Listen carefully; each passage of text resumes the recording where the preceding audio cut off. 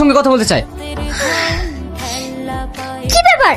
এত চিৎকার চেঁচামেচি কিসের? মা, আমি তোমাকে নিতে এসেছি, বাড়ি চলো। কে তোর মা? আমি তোর মা না। যার কোলে আছিস সে তোর বাপ, সে তোর মা। চাঁদনি, এভাবে বলো না। মেয়েটা আজ দুদিন ধরে কিচ্ছু খায়নি। প্লিজ তুমি বাড়ি চলো। ও বলছে তো যাবে না, তুই যা তো। নাও যাবে। আপনি ওকে মানা করে একটু বুঝিয়ে বলুন না। হ্যাঁ, আমি যেতে পারি, কিন্তু আমি ওই বাড়িতে স্বাধীন হয়ে চলতে চাই, কারো গোলামি করতে পারবো না। তুমি ওই বাড়ির গোলাম? আজ আমাদের বিয়ে হওয়া 5 বছর হয়ে গেল। তুমি আমাকে কোনোদিন 10টা মিনিট টাইম দিয়েছো?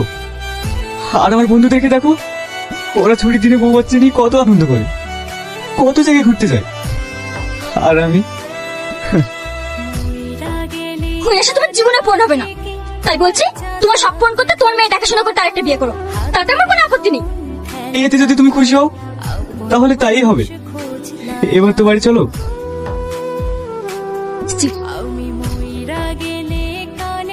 চাঁদনি, চাঁদনি, কি হয়েছে নাকি এভাবে এবার তুমি খুশি হয়েছো তো? বাহ, খুব সুন্দর। এতদিন পর তুমি আমার কথার মতো একটা ভালো কাজ করেছো।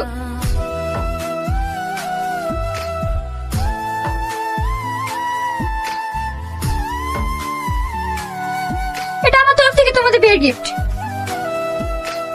ওগো মা। থাক মা থাক, তোমরা অনেক সুখী হও। বাবা, এটা কে? আজ থেকে আমিই তোমার মা। এখন থেকে তুমি আমার কাছেই থাকবে। কি থাকবে তো? মা, আমি তোমার সাথেই থাকবো।